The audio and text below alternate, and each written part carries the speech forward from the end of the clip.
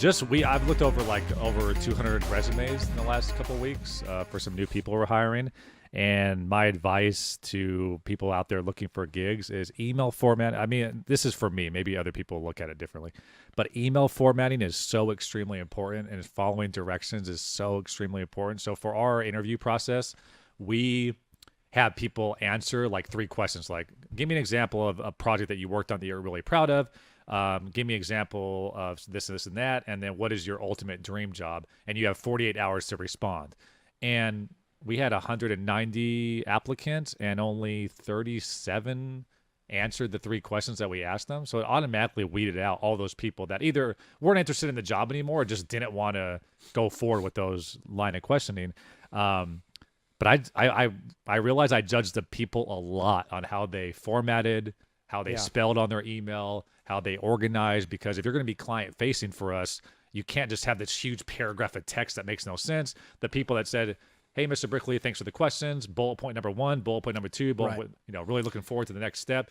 I realized and that's not just us being picky. Yeah. I mean, that's something where if you can't explain yourself well in an email, then you're right. It's impossible to have a client-facing role, because sometimes the hardest part of a job that we're doing is like, do we need to hop on a call, or can we just bullet point this out in an email or an SOW?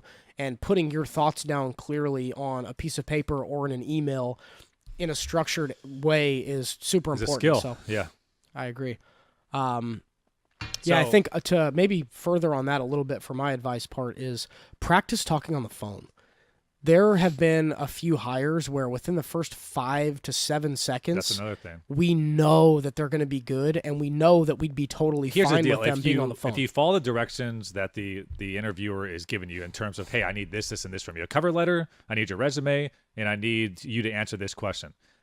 If you answer those 3 things, you have good email formatting, you're already in the top 5%. Yes.